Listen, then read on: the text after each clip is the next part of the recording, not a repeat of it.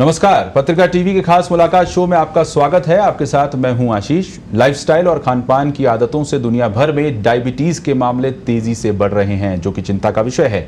यदि अब भी हम स्वास्थ्य के प्रति चेते नहीं तो आने वाले कुछ वर्षों में भारत भी डायबिटीज की कैपिटल बन सकती है। डायबिटीज का जोखिम खानपान और जीवन शैली से कम किया जा सकता है। यदि इस ओर हमने समय पर ध्यान नहीं दिया तो कई तरह की गंभीर स्वास्थ्य समस्याएं हो सकती हैं। डायबिटीज के मरीजों को किन बातों का ध्यान रखने की जरूरत है, कब जांच करवानी चाहिए और इसकी वजह से होने वाली अन्य गंभीर समस्याओं को कैसे कम किया जा सकता है, इन तमाम जरूरी बातों पर चर्चा के लिए आज हमारे साथ शो में मौजूद हैं डायबिटोलॉजिस्ट डॉक्टर अतुल कुलश्रेष्ठ। आप आगरा से बिलोंग करते हैं। Doctor Atul ESI hospital Aligarh और आगरा दोनों के ही हेड फिजिशियन रहे हैं। आप पिछले 35 सालों से ज्यादा समय से मरीजों का इलाज कर रहे हैं। आपके कई रिसर्च पेपर राष्ट्रीय और अंतर्राष्ट्रीय जर्नल्स में प्रकाशित भी हो चुके हैं। आपका शो में बहुत बहुत स्वागत है डॉक्टर अतुल। धन्यवाद। डॉक्टर अतुल, सबसे बड़ा सवाल जो है वो ये, सबसे पहले जो मूल प्रश्न सामने आता है कि किसी भी व्यक्ति को अगर डायबिटीज के लक्षण नजर आए तो कई बार हमने देखा है आमतौर पर कि टेस्ट किट जो है मार्केट से खरीद के लिए आते हैं। आजकल तमाम तरह के इंस्ट्रूमेंट्स जो हैं मौजूद हैं डायबिटीज को नापने के लिए, उसकी जांच करने के लिए। लेकिन सबसे पहले अगर लक्षण दिखते हैं और वो क्या लक्षण हो सकते हैं, इस बारे में दर्शकों की जानकारी के लिए अगर आप अवगत करा सके तो। धन्यवाद। जहाँ तक डायबिटीज़ के लक्षणों की बात है, 3 इम्पॉर्टेंट लक्षण शुरू से ही बताए जाते हैं। Polyuria, polydipsia, polyphagia. मतलब कि भूख ज़्यादा लगना, प्यास ज़्यादा लगना और पेशाब का बार बार जाना, ये तो क्लासिक लक्षण हैं। लेकिन अधिकांश लोगों में देखा गया है कि डायबिटीज़ में कुछ भी इम्पॉर्टेंट लक्षण नहीं होते हैं। वो लोग हमारे पास आते हैं या तो अनएक्सप्लेन्ड वेट लॉस या अनएक्सप्लेन्ड वेट गेन के लिए, या रिकरेंट उनको छोटे छोटे फोड़े फुंसी होने लगते हैं, या यूरिन में इन्फेक्शन होता है, या फीमेल्स में जेनाइटल इन्फेक्शंस होता है, या उनको कोई और परेशानियां फोड़े फुंसी के अलावा अक्सर बुखार रहने लगता है। तो इस तरह से बहुत से लोग आते हैं। लेकिन एक चीज़ हम आपको बताना चाहते हैं कि 50% लोगों में हमने देखा है कि डायबिटीज़ में कोई लक्षण ही नहीं होते हैं। वो तो हम लोग जब एक्सीडेंटली लोगों का ब्लड टेस्ट करते हैं, जैसे वर्ल्ड डायबिटीज़ डे 14 नवंबर को होता है, या बाकी दिन जब हम लोग कैंप्स लगा के जनरल लोगों का टेस्ट करते हैं, तो उसमें देखा कि करीब 50% ऐसे लोग हैं जिनमें कोई लक्षण ही नहीं है। तो ये कहना कि इसमें कोई लक्षण जरूरी है, ऐसा नहीं है। इसीलिए हम लोग एडवाइस करते हैं कि कम से कम साल में एक बार अपना ब्लड शुगर आप जरूर कराते रहें। बिल्कुल, बहुत अच्छी बात कही है डॉक्टर साहब आपने, क्योंकि एक तरह से एक भ्रांति ये फैली हुई है कि जब लक्षण होते हैं तभी जो है शुगर का टेस्ट जो है लोग कराने जाते हैं, शुगर की जांच कराने के लिए लोग जाते हैं। लेकिन जैसा कि आपने कहा कि बिना लक्षणों के भी आप डायबिटीज़ का शिकार हो सकते हैं। डॉक्टर साहब, जो बात की जाती है, कई आर्टिकल्स में भी ये सामने आई हैं चीज़ें कि टाइप 1, टाइप 2, एक तरह से आम आदमी इसको किस प्रकार से समझे, कितनी प्रकार की डायबिटीज़ जो है वो होती हैं, टाइप 1 किस तरह से होती है और टाइप 2 किस तरह से होती है? बेसिकली डायबिटीज़, जैसे आपने बताया, दो तरह की होती है, टाइप 1 और टाइप 2। टाइप 1 डायबिटीज़ वो डायबिटीज़ है जिसमें कि इंसुलिन का सिक्रीशन बिल्कुल ख़त्म हो जाता है। हमारे बॉडी के अंदर एक पैनक्रियाज होता है। पैनक्रियाज के अंदर आइलेट सेल्स होते हैं जो कि बीटा सेल्स कहलाते हैं। वो इंसुलिन का सिक्रीशन करते हैं। इंसुलिन एक ऐसा हार्मोन है जो कि पूरे बॉडी के शुगर को नियंत्रित करता है। किस तरह से बॉडी एब्जॉर्ब करें, किस तरह से शुगर को यूज़ करें, वो सारा का सारा इंस्ट्रक्शंस इंसुलिन हार्मोन की तरह होता है। टाइप 1 डायबिटीज़ में इंसुलिन सिक्रीशन बिल्कुल ऑलमोस्ट निल हो जाता है। जबकि टाइप 2 डायबिटीज़, जो कि इंडिया में 95% से ज़्यादा हम लोगों के जो केसेस हैं वो टाइप 2 डायबिटीज़ के हैं।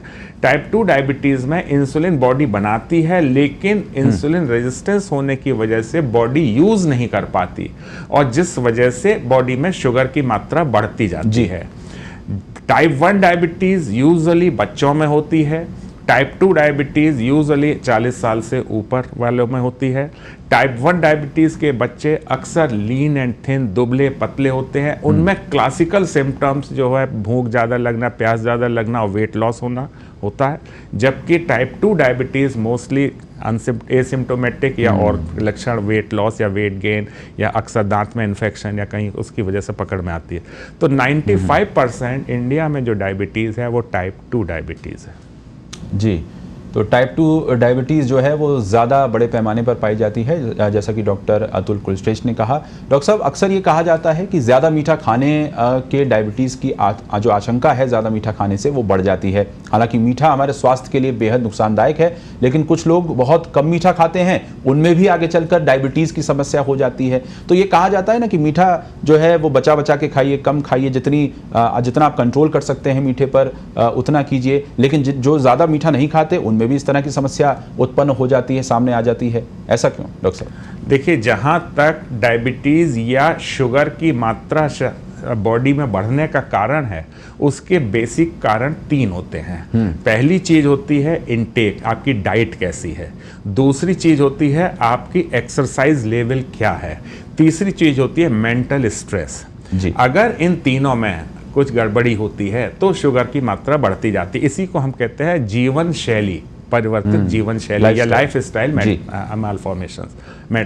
तो अगर आपके आहार में, डाइट में, अगर आप रिच डाइट ज़्यादा लेते हैं, जैसे हमने यहाँ राजस्थान में पिछले 3-4 दिन से हम लोग एक कॉन्फ्रेंस में आए हुए हैं, यहाँ देखा यहाँ के लोगों को मीठा बहुत पसंद है, मिठाइयाँ तरह तरह की, हमने भी यहाँ बहुत अच्छी तरह की मिठाइयाँ खाई। तो मीठे खाने का यहाँ शौक ज़्यादा है। आप मीठा खा सकते हैं, अगर आपको डायबिटीज़ नहीं है खाइए, लेकिन उस मीठे को जलाने के लिए उतनी एक्सरसाइज अगर करते रहेंगे तो ब्लड शुगर नहीं बढ़ेगा। इसलिए तो मीठे के अलावा जो सेकंड पार्ट है वो है फिजिकल एक्टिविटी। अगर आप यहाँ चैम्बर में बैठे हुए हैं, 8-8, 10-10 घंटे कुर्सी पे बैठे रहते हैं, आपका एक्सरसाइज लेवल और आपकी फिजिकल एक्टिविटीज ऑलमोस्ट 0 है, तो आप भले ही मीठा नहीं खाएं, आप भले ही 1 रोटी सुबह 1 शाम खाएं, तो भी आप में शुगर की मात्रा बढ़ सकती है। तीसरा सबसे जरूरी चीज जो है आजकल जो सोसाइटी में, जिसकी वजह से हम सोचते हैं कि भारतवर्ष में क्यों तेजी से बढ़ रही है, उसका एक नया कारण यह भी है कि मेंटल स्ट्रेस। हर लेवल पे मेंटल स्ट्रेस है। बच्चों को मेंटल स्ट्रेस है, एडल्ट को मेंटल स्ट्रेस है, ओल्ड एज में मेंटल स्ट्रेस है। तो ये जो मेंटल स्ट्रेस है, ये हार्मोन्स का सिक्रीशंस बढ़ाता है, जिससे कि ब्लड शुगर की मात्रा और बढ़ जाती है। रिसेंटली इंटरनेशनली रिकॉग्नाइज फैक्ट एक और है कि दैट इज एयर पॉल्यूशन। देखा गया है कि हम लोग जो प्लास्टिक्स यूज़ करते हैं, इसी तरह जैसे खाने पीने के आइटम्स प्लास्टिक्स के होते हैं, बोतल प्लास्टिक की यूज़ करते हैं, केमिकल्स ये फूड प्रिजर्व करने के लिए केमिकल्स यूज़ करते हैं। तो ये जो प्लास्टिक्स और ये केमिकल्स जो हैं, ये हमारी बॉडी के हार्मोन सिस्टम को ख़राब करते हैं। इनको कहते हैं एंडोक्राइन डिसरप्टर्स। और इसकी वजह से भी रिसेंटली देखा गया है कि भारत में डायबिटीज़ का बढ़ने का एक ये भी इम्पॉर्टेंट कारण हो सकता है। तो आप खान पान में नियंत्रण रखें, फिजिकल एक्टिविटी अच्छी करें। अब जैसे आप लोग कंप्यूटर वर्कर्स हैं, आईटी प्रोफेशनल्स हैं, जो भी बिजनेस एग्जीक्यूटिव्स हैं जो बैठे रहते हैं, उनको सलाह यही है कि कम से कम आधा घंटा ब्रिस्क वॉक करें, जिसकी वजह से अपने सहूलियत के हिसाब से, जरूरी नहीं कि आप वॉकिंग मॉर्निंग या इवनिंग में करें, कभी भी जब भी टाइम मिले आप पैदल चलिए, एक्टिविटी करिए। तो आप जितना भी मीठा भी खा सकते हैं, जो भी खाएं उससे आप डाइजेस्ट कर लेंगे, ब्लड शुगर लेवल नहीं बढ़ेगा। बिल्कुल बिल्कुल, यानी कि अपनी जीवन शैली में बदलाव लाना बहुत ज़रूरी है। लाइफस्टाइल में अगर आप बदलाव कर लेते हैं तो इसकी जो मूल समस्या है उससे ही आपको 2-4 नहीं होना पड़ेगा, यानी कि आपको उपचार के लिए अस्पताल जाना ही नहीं पड़ेगा अगर आप अपने जीवन शैली में ये कुछ बुनियादी बदलाव अगर आप कर लेते हैं। डॉक्टर साहब, यदि परिवार में डायबिटीज़ की किसी को हिस्ट्री है, अन्य सदस्यों को इससे बचाव के लिए किन बातों का ध्यान रखने की ज़रूरत है? देखिए, जैसे अभी थोड़ी देर पहले आपने पूछा था टाइप 1 और टाइप 2 डायबिटीज़। टाइप 1 डायबिटीज़ में कोई फैमिली हिस्ट्री नहीं होती। टाइप 1 डायबिटीज यूजुअली बच्चों में होती है, जो कि 5 साल से 15-20 साल के बच्चे होते हैं। इनमें अगर फैमिली हिस्ट्री यूजुअली नेगेटिव है। लेकिन टाइप 2 डायबिटीज, जो कि मैच्योरिटी ऑनसेट डायबिटीज कहलाती थी पहले, इसमें फैमिली हिस्ट्री बहुत पॉजिटिव होती है।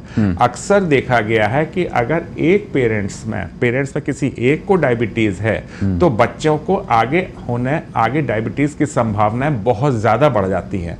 और अगर दोनों पेरेंट्स को डायबिटीज है तो चांसेस ये समझ लीजिए ऑलमोस्ट 100% है कि आगे जाके उसको डायबिटीज की संभावना ज्यादा होती है। लेकिन सबसे इंपॉर्टेंट फैक्टर इसमें ये होता है कि अगर आप का वेट सही है, जो आइडियल वेट है, तो चांसेस डायबिटीज़ होने का आप स्लो कर सकते हैं। मतलब अगर दोनों पेरेंट्स को डायबिटीज़ है और आपको जो है ओवरवेट है, तो डायबिटीज़ मान लीजिए 5 साल पे होनी है, और अगर आपका वेट नियंत्रण में है, दोनों पेरेंट्स डायबिटीज़ है, तो ये डायबिटीज़ की संभावना को आप 5 साल और टाल सकते हैं। जी बिल्कुल। और ये किसी उम्र या किसी वर्ग तक सीमित नहीं है डॉक्टर साहब, क्योंकि पहले ये एक भ्रांति थी कि भाई जो ज़्यादा एज के लोग हैं, जो बुज़ुर्ग हैं, उनमें इस तरह की समस्या ज़्यादा होती है। 45 के बाद ये जो है समस्या ज़्यादा उजागर होती है, ज़्यादा सामने आती है। लेकिन युवा भी अब डायबिटीज़ के शिकार होते जा रहे हैं, समस्या के शिकार होते जा रहे हैं। यानी कि अगर देखा जाए तो इससे बचने के लिए, जैसा कि आपने पहले भी बोला, लाइफस्टाइल को बदलने की ज़रूरत है। क्या वही एकमात्र तरीका है? और दूसरा, कौन सी शारीरिक अवस्थाएं हैं जिनमें डायबिटीज का जो प्रभाव है वो सबसे ज्यादा होता है? जैसा अभी आपने बताया कि बहुत इंपॉर्टेंट चीज़ है, हमारे भारतवर्ष के अंदर ये देखा गया है कि लास्ट 10 साल में डायबिटीज़ जो पहले 40 साल में होती थी, वो आज की तारीख में 30 और 20 साल के युवाओं में भी होने लगी है। इवन स्कूल वाले बच्चों में भी होने लगी है। इसका सबसे इम्पॉर्टेंट कारण लाइफ स्टाइल में की एबनॉर्मेलिटी है, लाइफ स्टाइल का जीवन शैली खराब होना है। हमने आगरा में एक आगरा डायबिटीज़ फोरम के बैनर पर आज से 10 साल पहले आगरा के स्कूल्स में सर्वे किया। उस सर्वे में देखा कि जो इंग्लिश मीडियम स्कूल है उसमें अब करीब 18% बच्चे उनको ओवरवेट थे, और जबकि हिंदी मीडियम स्कूल में सिर्फ 2% बच्चे ओवरवेट थे। उसका कारण देखा जाए तो ये देखा गया है कि इंग्लिश स्कूल में बच्चों की फिजिकल एक्टिविटी कम है और उनको ओवर ईटिंग और फास्ट फूड का कंजम्पशन बहुत ज़्यादा है हिंदी स्पीकिंग स्कूल्स के मुकाबले। तो एक तरह से ये जो पैटर्न है जिसमें कि ओवरवेट बच्चे ज़्यादा हो रहे हैं इंग्लिश स्पीकिंग स्कूल्स में, तो इंग्लिश मीडियम में, तो उसमें ये जो बच्चे हैं आगे चल के मेंटल स्ट्रेस जब बढ़ेगा, फिजिकल एक्टिविटी कम होगी और डाइट और बढ़ेगी और मोटे होंगे, तो ये सबसे खतरनाक ग्रुप है जिसमें कि बहुत तेज़ी से डायबिटीज़ होती है। दूसरा, जैसे आपने कहा किन को ज़्यादा हो सकती है, अब तक हम लोग ये मानते थे कि शहर में रहने वालों को डायबिटीज़ ज़्यादा होती है, लेकिन रिसेंटली देखा गया है कि डायबिटीज़ गांव में भी तेज़ी से बढ़ रही है। जबकि गांव में लोग मेहनत बहुत कर रहे हैं, सब काम करते हैं, लेकिन उसका एक इम्पॉर्टेंट कारण यही जैसे बताया था कि पॉल्यूशन लेवल बढ़ना है। केमिकल, पेस्टिसाइड्स और केमिकल्स का यूज़ जो गांव में बढ़ रहा है, उसकी वजह से भी डायबिटीज़ लोअर क्लास लोगों में भी बहुत ज़्यादा देखने को मिल रही है। और इसलिए हम ये सलाह देते हैं कि आप केमिकल्स वगैरह का यूज़ कम से कम करें, इंसेक्टिसाइड, पेस्टिसाइड्स का यूज़ कम करें, और साथ ही साथ फिजिकल एक्टिविटी अच्छी रखें, तो इस बीमारी को आप रोक सकते हैं। एक इम्पॉर्टेंट चीज़ और है, अगर फीमेल, आजकल देखा गया है कि ओवरवेट होने की वजह से जो लड़कियां हैं उनमें मोटापा बहुत बढ़ रहा है, और उनके मोटापा बढ़ने से उनके जो पीरियड्स की साइकिल है वो डिस्टर्ब हो जाती है, जिसे PCOD कहते हैं।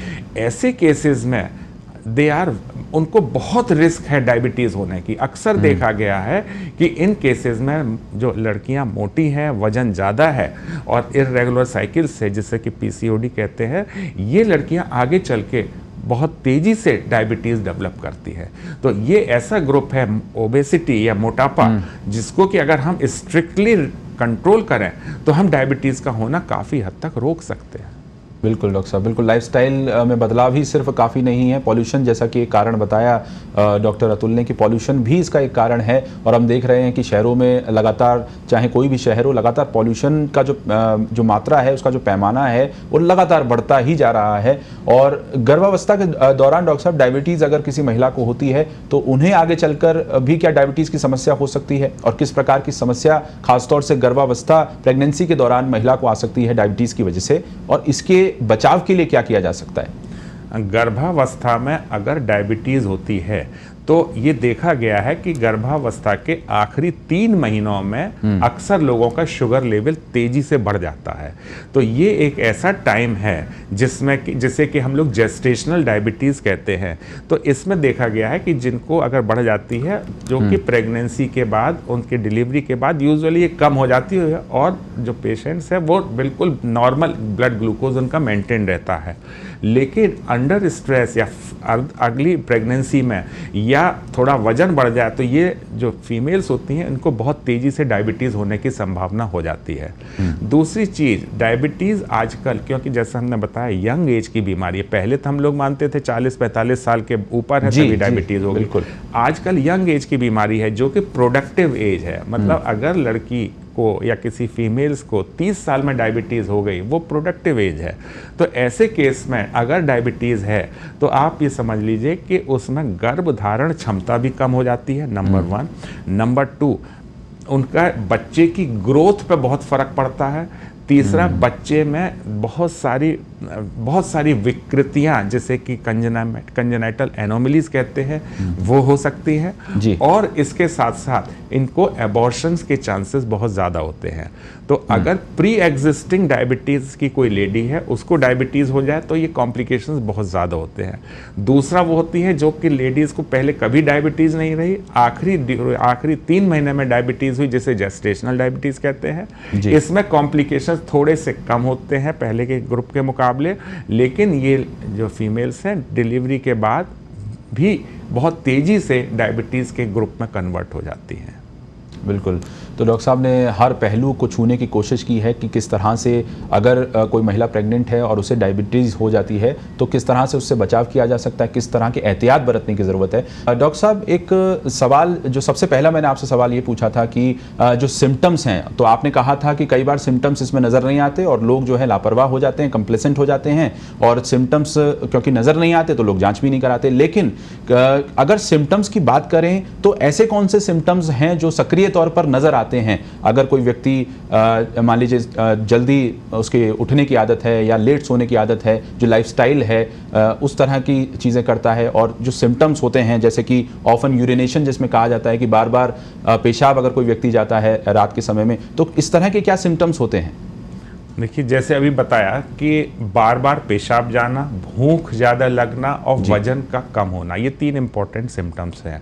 और भूख ज़्यादा लगना, बहुत सारे मरीज ऐसे होते हैं जिनको कुछ नहीं होता, वो ऐसे मरीज हैं जिनमें ब्लड शुगर धीरे धीरे बढ़ा है, जिससे कि उनको कोई बॉडी में प्रॉब्लम नहीं है, बॉडी धीरे धीरे अडॉप्ट करती चली गई और एक्सीडेंटल फाइंडिंग रही। कभी किसी भी बीमारी के लिए डॉक्टर के पास गए, उसने चेक किया शुगर, उसमें शुगर 300-400 बहुत ज़्यादा निकली। तो ये जो एक ऐसा ग्रुप है जो कि बड़ा खतरनाक ग्रुप है। अब आप ये इस ग्रुप को किस तरह पकड़ लें जिससे कि हम जल्दी से जल्दी उनका ट्रीटमेंट करें, जिससे लॉन्ग टर्म में कॉम्प्लिकेशंस कम से कम हो।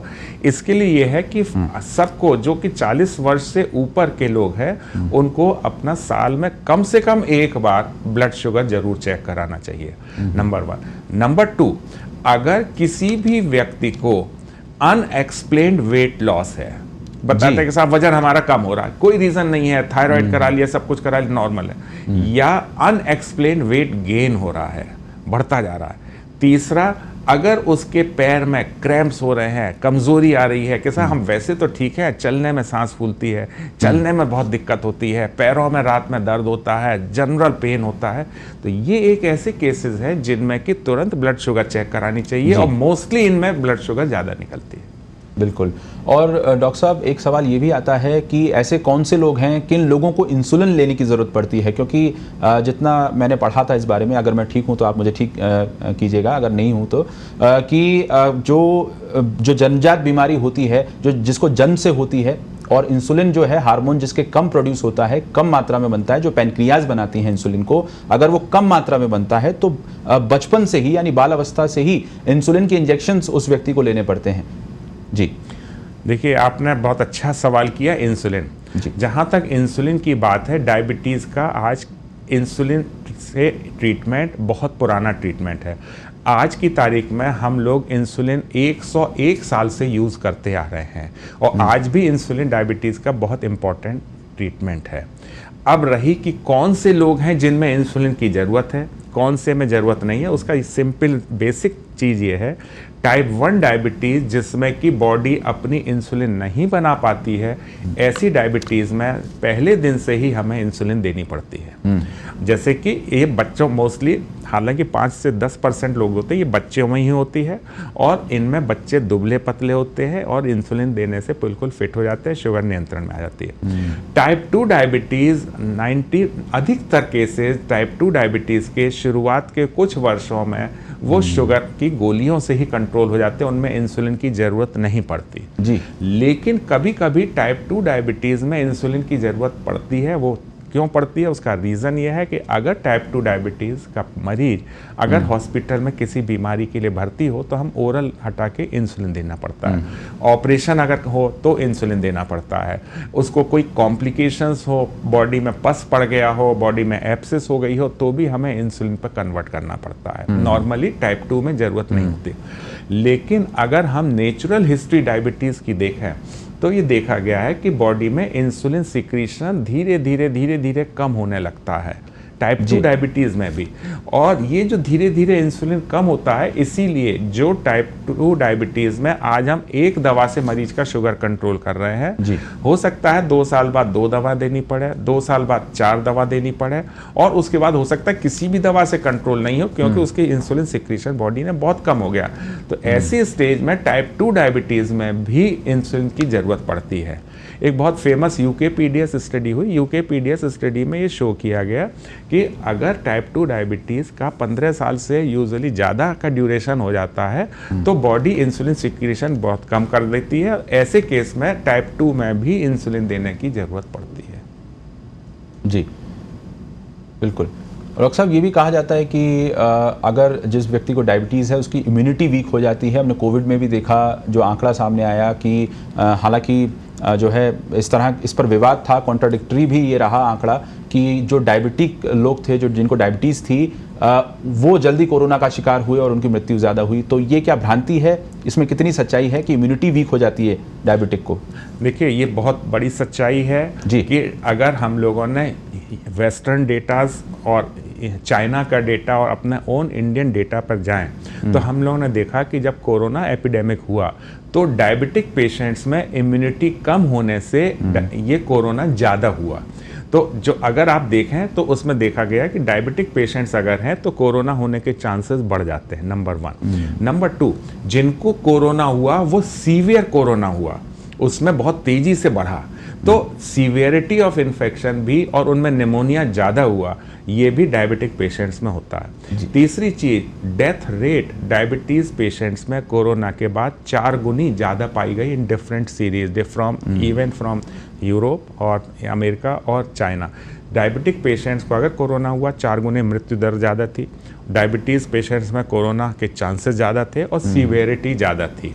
तो ये इसीलिए हम लोगों का बहुत अपने पेशेंट्स को बहुत ज़्यादा जोर था कि डायबिटिक पेशेंट खास तौर से अपने को कोरोना से ज़रूर बचाएं। और बचाव जैसा उस समय था आज भी यही है कि मास्क ज़्यादा से ज़्यादा यूज़ करें, हाथ सैनिटाइज कर रहे हैं, दूसरे से डिस्टेंस मेंटेन करें और ओवर पॉपुलेटेड एरिया में भीड़ भाड़ वाली जगहों में ना जाएं। बिल्कुल। जो इंसुलिन हार्मोन डॉक्टर साहब पैनक्रियाज बनाती हैं, क्या जो इंसुलिन हार्मोन की कमी की वजह से ही जो है ये रोग बढ़ता है, शुगर लेवल बढ़ता है? और हाइपरग्लाइसीमिया जो एक टर्म है जो ऑफन यूज़ की जाती है ज़्यादातर, ये क्या है? देखिए, डायबिटीज़ में 2 टर्म है, हाइपरग्लाइसीमिया और हाइपोग्लाइसीमिया जी। नॉर्मली ब्लड शुगर जो है डायबिटिक पेशेंट्स में, नॉर्मल पॉपुलेशन में खाली पेट की ब्लड शुगर 105 से कम होती है जी। और खाना खाने के बाद मैक्सिमम जो शुगर होनी चाहिए वो 180 तक जा सकती है। अगर पेशेंट को डायबिटीज़ है तो 180 से 200 से ऊपर खाना खाने के बाद ब्लड ग्लूकोज शुगर बढ़ती है और खाली पेट 126 से ऊपर बढ़ती है जी। एक ग्रुप ऐसा है जो नॉर्मल और डायबिटीज़ के बीच का ग्रुप है, जिसे इम्पेयर्ड ग्लूकोज टॉलरेंस या प्री डायबिटीज़ कहते हैं। इसमें शुगर नॉर्मल और एबनॉर्मल के बीच की होती है। तो अगर शुगर का लेवल 200 से ज़्यादा है, परसिस्टेंट, सिंगल उसमें कोई वैल्यू नहीं है, अगर आपने एक बार टेस्ट किया 200 है तो इसका मतलब है कि आप डायबिटीज़ जरूरी नहीं कि है, आप उसे रिपीट कराइए 2-3 दिन बाद, या उसको 75 ग्राम ग्लूकोज पिला के दोबारा टेस्ट कराएं उससे कंफर्म कर लें कि ये है या नहीं है। सिंगल रीडिंग की इंपॉर्टेंस नहीं है। इसी तरह खाली पेट भी, अगर आपने रात में बहुत हैवी खाना खा लिया, मिठाइयाँ खा ली और अगले दिन सुबह 4 घंटे बाद शुगर चेक कराया वो 120 130 है, अकेले उसकी वैल्यू नहीं है। 8 घंटे मिनिमम 8 से 10 घंटे का अगर आपने फास्ट रखा, खाली पेट रहे हैं, तब उसके बाद अगर शुगर चेक कराएं और वो 105 से कम है वो नॉर्मल है, 126 से ऊपर एबनॉर्मल है और 105 से 126 के बीच में वो प्री डायबिटिक है। डॉक्टर साहब, जो घर पे आम लोग जो हैं आजकल इंस्ट्रूमेंट्स जो खरीद के लाते हैं और खुद से डायबिटीज़ जो चेक करते हैं, इसको आप कितना सही मानते हैं? क्या ये गुणवत्ता के लिहाज से अगर देखा जाए, क्वालिटी के लिहाज से देखा जाए तो ये ठीक रहता है? रिजल्ट जो हैं, इसकी जो एक्यूरेसी है, इस पर विश्वास किया जा सकता है? विश्वसनीयता इसकी है? जहां तक ग्लूकोमीटर का सवाल है, आजकल मार्केट में जितने भी ग्लूकोमीटर अवेलेबल हैं वो ISI मार्क्ड हैं। They are certified glucometers, they are very good.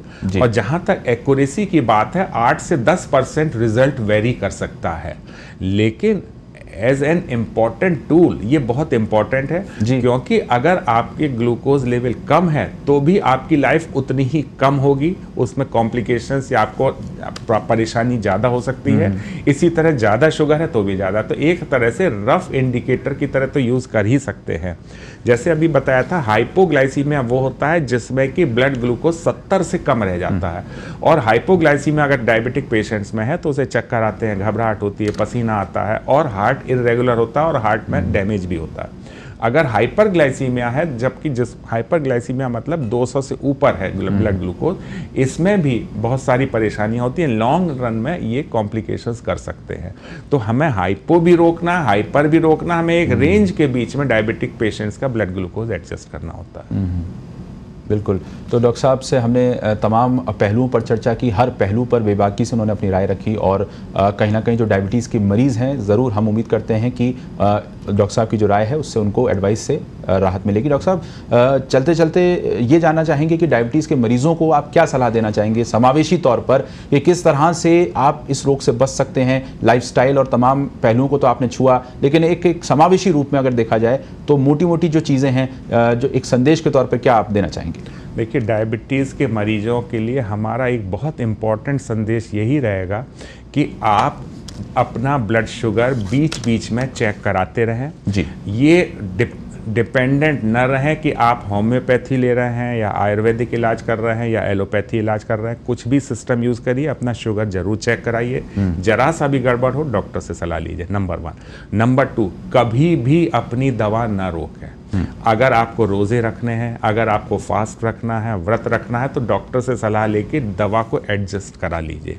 Number 3, physical activity आपकी रेगुलर होनी चाहिए।